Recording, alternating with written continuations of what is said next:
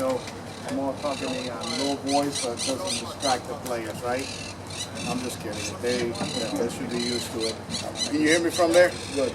All right. We have some protected species up there, so don't mind that either. Well, as I said, welcome, and I want to make sure that you guys get all the information. That they're getting their stuff on the field, you guys should get your stuff here in the outside classroom, okay?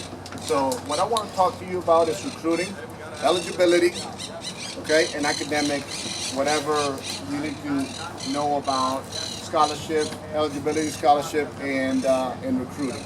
And I'm going to start with recruiting, because I know that recruiting is probably the most important part and aspect of why you're here. If you want to be recruited. What do I need to do? The common question, Coach, what do I need to do? What do I need to subscribe to? What does my son need to do to be recruited by you, by any other university? First and foremost, the first step is today. And here's what I mean by the first step today. You have to get to campus. You have to go into whatever, 5, 6, 7 different schools and go to their showcase. It is important to get in front of the coaches that you want to be, that you want to go to school to. Okay? Being recruited is a very funny proposition now. Okay? And I have my background. That's all right. That was being recruited, and you may think, you know what? We go to a lot of tournaments. We participate in Lake Point. We go to East Cobb. We go to Fort Myers. That's all great. That's all good. But can they actually be seen there? Yes, they can. Will they? Probably not. Here's what happens when we go to those events. A lot of times we already have names prior to going there. We have the names that we're going to go see. Okay? Once in a while you come across somebody else and say, oh, holy cow, we didn't have that one. Let me put him on the list.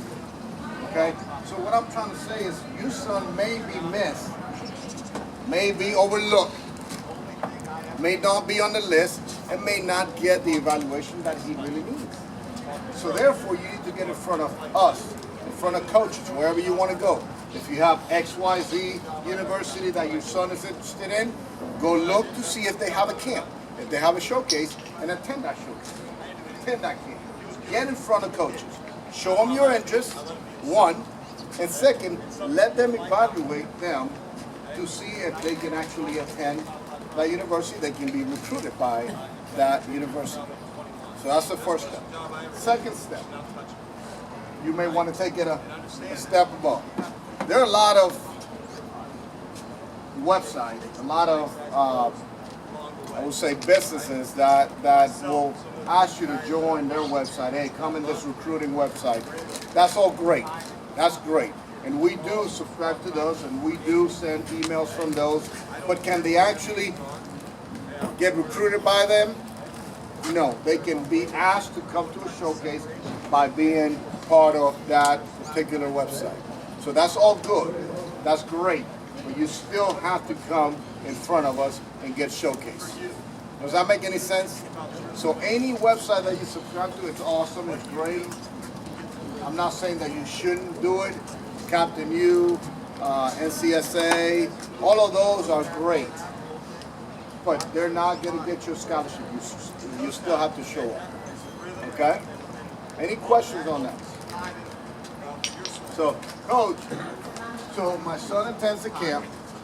How long until he hears from you whether you have interest or not? You know how many times I've heard that? You have no idea. How long do we need to wait? Couple of things. And I'm going to be very candid with you. And no other coach is going to do this. But I'm going to be very candid with you. If there's an interest, you'll either hear right away, or you're going to hear within the next 2, 3, 4 days. Either or. Okay? Now, that's not to say that we're not fully interested. That is to say, we're not sure just yet. Okay? And we may want to follow up. We may want to see what he has. If he's young, then he's got 2 more years. Come back a year from now, 6 months from now, when he's ready to showcase their abilities again. There's nothing wrong with that. You don't only have to go there once. I'm going to tell you a story, and I'm not lying to you when I tell you that. The coach that I introduced you to as a volunteer, Einar Muniz, came to 2 camps. The first camp, I didn't talk to him. The second camp, right after it finished, he asked me if he could talk to me. Himself, the kid himself, he's from Tampa. He asked me, can I talk to you? I said, yes. He got in front of me, probably invaded my personal space. He got a little bit too close. And he told me, he said, I want to play for you. And I looked at him, and I liked him, but it's like, man, he's little. You know, I coached Division I baseball. I got a 5-footer that is interested, but he can play. So I looked at him. I said, okay, you know what? We're definitely going to talk.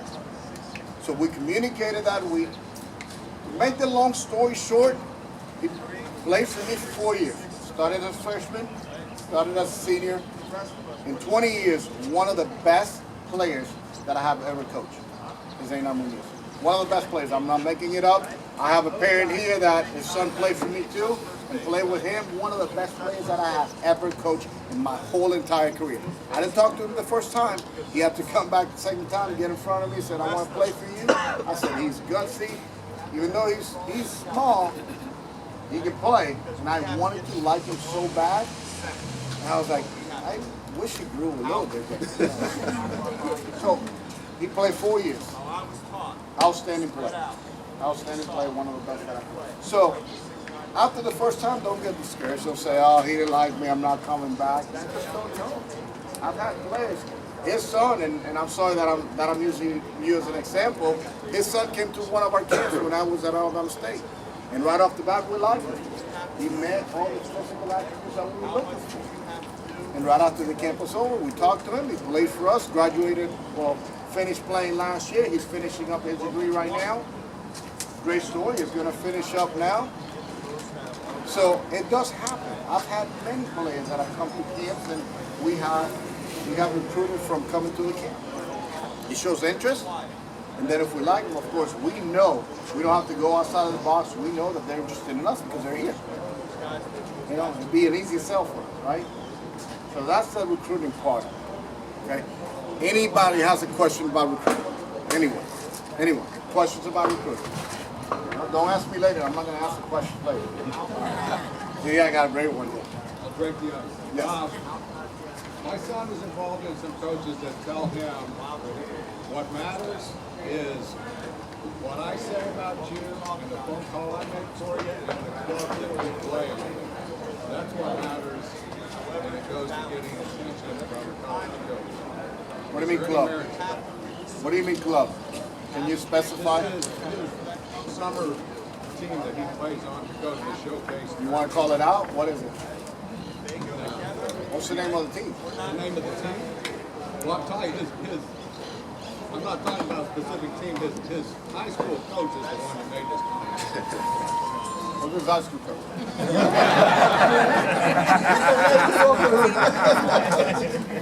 We'll talk later. I love coaches. I absolutely love coaches. I'm one of them. I'm a college coach. I'm not in the high school ranks. And I think that every single high school coach is very important to the development of every single player. Very, very important to the development of every single player.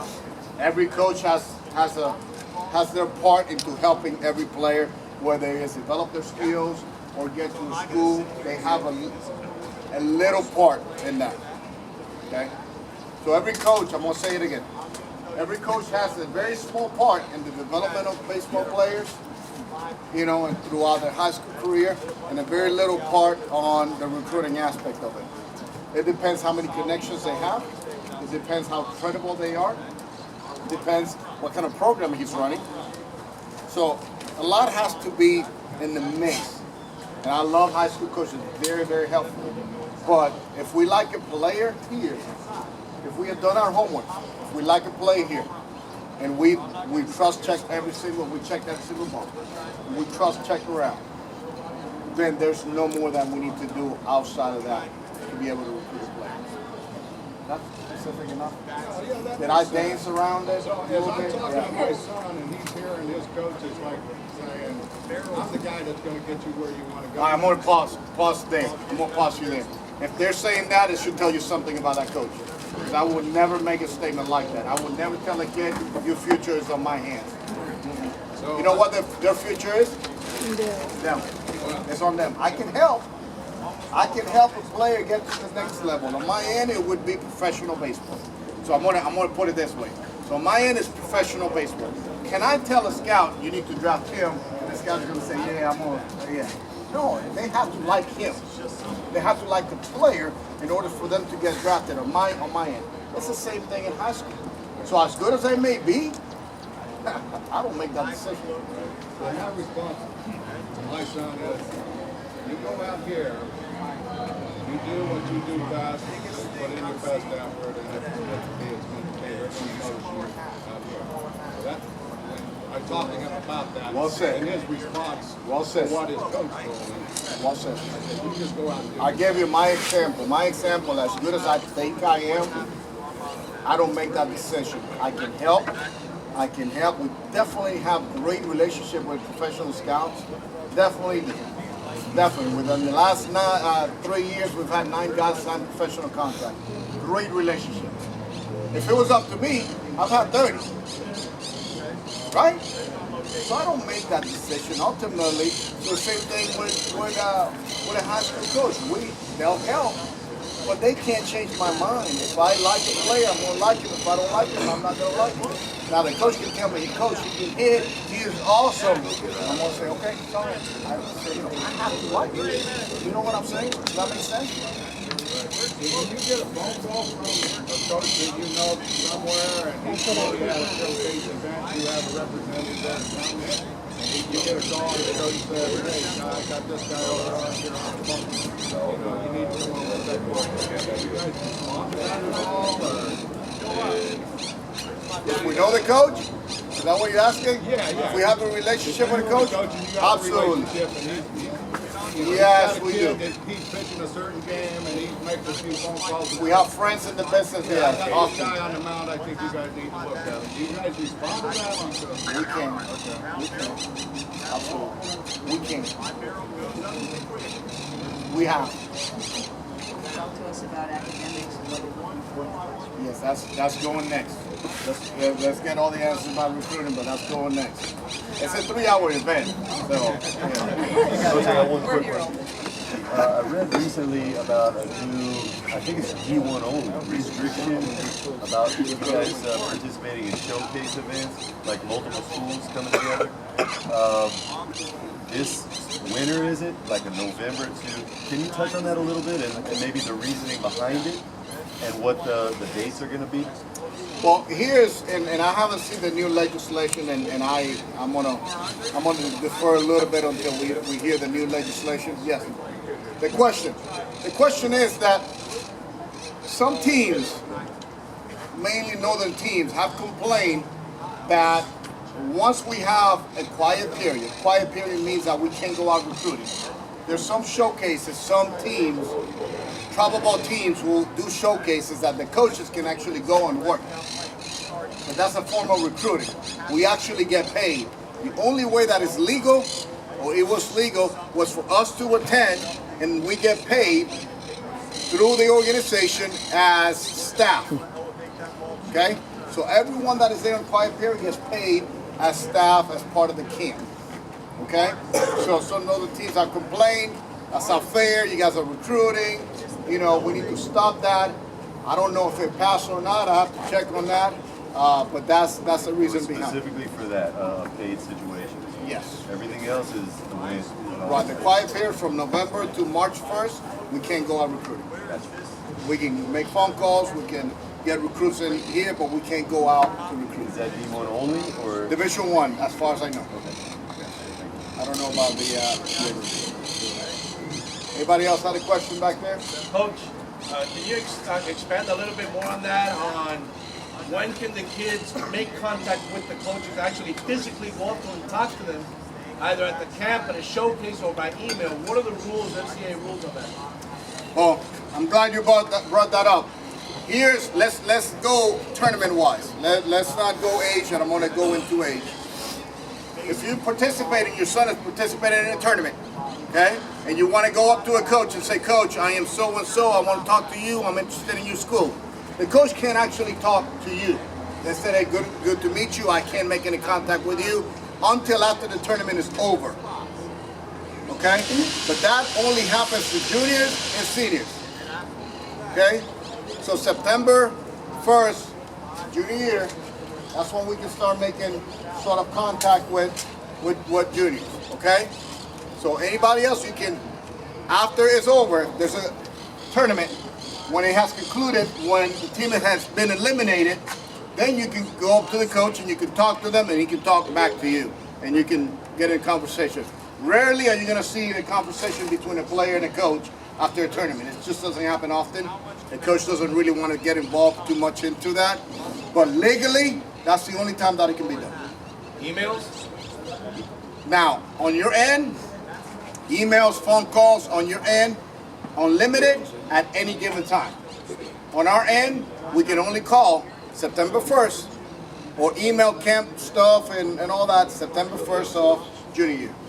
Okay? We can email camp information, that sort of thing. You know, you become a recruited athlete once you hit 9th grade or you got a phone call from us, and, you know, things of that nature. Okay? Yes. So you hear all this stuff about schools going out and recruiting, you know, 8th graders, 9th graders, 10th graders. Where do you guys fall in your 2018 and 2017 classes right now? Because it seems like a lot of these schools are already out a ridiculous amount of years. There's actually a proposal now, since you brought that up. Once again, and I'm not going to call it out, but I just saw last week there's a proposal from a conference to eliminate the early recruiting. It would be 2019, 2020, 2021, so on and so forth. Once they go to 9th grade, you're really evaluating talent. You know, and you can communicate with them. The only way that it can be done is communicating through a coach. Hey, we're interested in them. If they're interested in us, they can call us, but we can't call them. We can't make any contact with them. All the phone calls got to come from your end to a coach. And then let them know we're interested, so on and so forth, and they can, you know, tell you if they are or not. Well, I'm saying what's FIU's policy in terms of that? I know you're new here. In terms of, you know, like... We don't have policies. Okay, so you guys... On those? Well... Here's I'm going to answer that. It would be tough for us to see a younger player that has talent and not be interested. So we go case by case, and it really all depends. If they're advanced and there's an interest level from that end, then, you know, the communication has to go from the player's parents or the player himself to us and go that way. Now, you can visit us at any time at your expense. We can't have you in. You know, we can talk to you about the academic part. We can do a lot of stuff, but we're very limited to doing underclassmen as it is. So do you guys still have open spots for the 2018 class? Is really what I'm trying to get at. You know, because like I said, a lot of these schools don't. A lot of these schools don't yet already. Yeah, we have a couple spots available. Does that answer the question? We'll have a couple. Thank you, Coach. Yes. Basically, congratulations Thank you. on coming back to Florida. Okay? When you talk about commitment, verbal commitment, written commitment, that thing, are you gonna... Good. Yeah, we can talk about verbal commitment. So, the way that verbal commitments work is it's a handshake agreement. Basically what it comes down to. You can break it on your end. The coaches can actually break it on their end. But if you're in this business and you want to do things the right way, you don't break that commitment either way. What really has been going on over the last 7-8 years is getting younger and younger, and everybody's trying to find the edge, and everybody's trying to find the youngest guy that they can commit, the 2021, the 2022. You know, are they ready? Are we ready to evaluate those? Probably not. But what you have to be really careful, and I'll be very candid, what you have to be careful is a commitment is not just to lock you in and evaluate you for the next 2 years, and then if you don't pan out, then, you know, put you to the side, say, hey, we just don't have, your grades are too low. Well, what do you mean? I have a 3.09. It's going to take a 3.25, 3.5, and put you to the side because X, Y, Z reason. Okay, so you got to be careful of that. Now, with that said, you can also secure a spot on the team, scholarship, an offer, or whatever at that time. So, I mean, you can say no, and then come your junior year, still haven't gotten any other offers, and you say, you know what, I should have taken that offer. So it really all depends. It's on you. It's a personal decision. It's a family decision. I'm going to tell you, if I'm interested, I'm going to come out there. If we're interested, we're gonna tell you we're interested, and here's what we have. And then it's going to be on the parents, on the player to make that decision. But it's a verbal commitment and handshake agreement until senior year in November when they actually sign. Yeah, I asked that question because my son has been seeing all this stuff on different websites and stuff like that. We don't have many of those. Well, thank you, Coach. You're welcome. Who else have They're going a lot of local travel.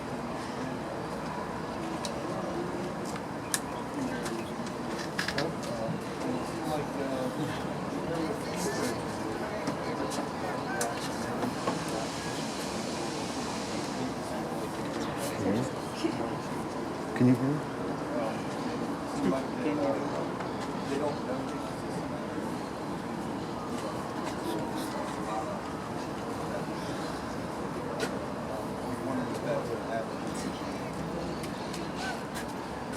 the tournaments you mean? Yeah, like I said at the beginning, we have a list of players that we're going to go see. Most of the times, probably 70% of the times when we're going to tournament, we already know who we're going to go see. And now, there's going to be that 30% of the times that we're going to see someone we really like, and then we start doing our homework. We do. I mean, what is happening? Well, listen, you'd be surprised how many people we know. Oh, I know. I was just wondering how you get on that list. Well, we know, on our end, I'm going to tell you on our end, we know almost every single college ball organization, you know, and we communicate, we become friends with either the owner, the one who runs it, the coaches, and we know the players that are pretty much the same. No doubt. No doubt. But coming to events like this, also get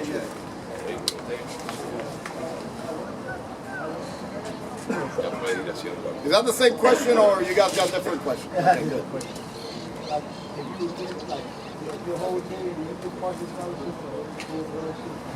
We're going to touch on scholarships. Probably you want academics or scholarships next? We're going to touch on that. That's 3 parts. Remember, 3 parts. So we're going to talk about scholarships and academics. So recruiting right now, but I'm going to bring that up in a second. Yeah, what happened when your son getting a lot of emails from all different colleges? You cannot attend all the college, but you do not want to miss one because that's maybe the one that he actually get a scholarship. What do you do? Good. What do you do if you're getting a lot of emails to attend their showcases? Pick 5. Be realistic with your son's ability to play the game. So pick 5 at the level that you believe your son can actually perform. Okay, does that make any sense? So don't pick 5, the Power 5. I'm going to go to all SEC schools, and that's where I want to go. Pick 5, but evaluate your son. Said, my son can probably play here. Let me go to this 5 that I believe that he fits in. So be honest with yourself.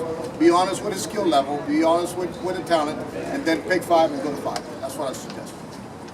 Very good question. I'm being candid with you guys. I hope you appreciate that. Anybody else? Sir. I have a question. So 9th to 10th grade, I was going to take my son here and take him there, and the coach said, no, it's too early. You can't talk to him anyway. You're wasting your money. Now come 11th grade, he has an accident, he gets ill. Now he misses that opportunity. Now it's end of summer, senior year, and I picked 3 schools, and those are the schools that we're going to, and the coach said, oh, the camps are a waste of money, why are you doing that, blah, blah, blah, and I'm like, well, you're doing nothing. Who's the coach? You're doing nothing, I have to do something. So my question, I think, was kind of like hers. When it gets to like late junior, senior year, are those spots already full? And who's the coach again? All right. You guys have the same coach? No, but these coaches are like, Well, listen, he's got once this again. one school in New York, and he's like, that's where he should go, and that's all he Oh, talks it's in New York? Well, I can No, talk no, for no, you. no, no. As a high school coach. My kid doesn't want to go to New York. Here's a situation, just like I said. Coaches, you know, everybody's got their own opinion, okay? Unfortunately, nowadays, as I stated before, it gets younger and younger. If you're a ninth grader and you start attending this event, I 100% suggest that you start as early as you can. 100%. So if you start your sophomore year, you know, that gives you 75%. Then junior year, 50% I'd recommend. Senior year, you know, you're just rolling the dice. You know, it's good to attend, it's great, but you don't want to get to that, you know, hey, senior year, I'm scrambling, where's my son going to go to school? Holy cow, I'm panicking, stress level, you got to go to the doctor, you got to, blood pressure medicine has got to be increased. You don't want to do that. But I'm saying from you as a coach, would you consider a kid at that? I have, absolutely. I have and will continue to do so. If not, we would just limit it The to. second one, I'm starting in 7th grade, but I didn't know. Nobody tells you, you know what I mean? I'm telling you. They say, oh, go here, and you know, it'll be okay. You're in South Florida, Did you it's ever okay. get one of my camp invites before? Or this is your first one? No, it's the first one. Well, that's our fault. No, I had to go look for it. Oh, you I went and looked for it. Well, here's what I say about the NCSA and the Captain U's. We go based on those two a lot to send out the invites. So you being a part of that actually is a benefit. NCSA. I'm gonna fire somebody. Yes.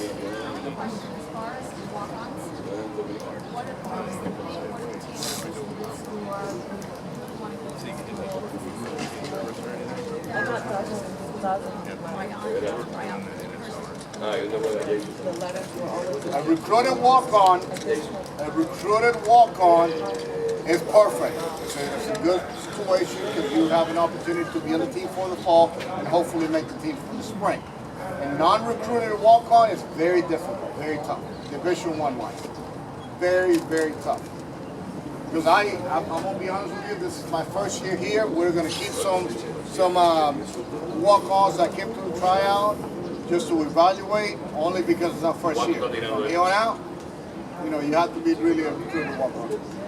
Very tough. Coach. Two players. One player, very tool player, athletic. Another player, more skilled, Yep. baseball like. Which do you prefer?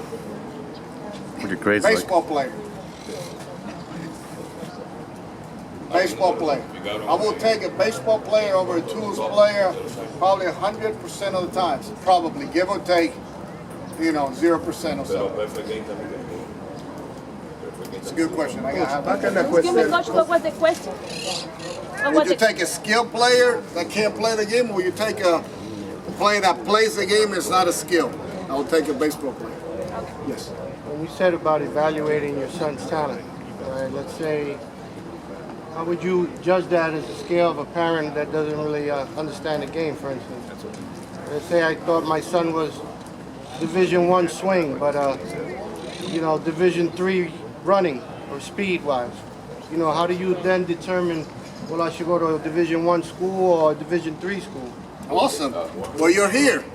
Now, if you can't determine that, you got to come to a showcase and then ask the coaches, what do you think? What do you think he fits in? Just ask an expert. High school coach may be away, you know. I think that they'll be honest with you. And if not, if that fails, then you come to a showcase and have someone evaluate him and see where he fits. Probably the best way to do it is, you know, and you got to go to people that are going to be honest with you. Say, hey, he may be a junior college player, he may be Division II, Division III, Division I, whatever the case may be. Okay?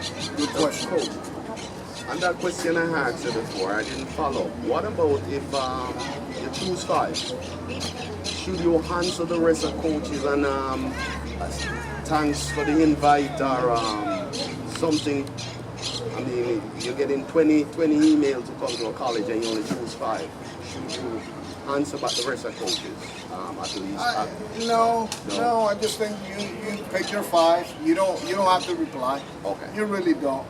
You really, I mean, it's an overkill.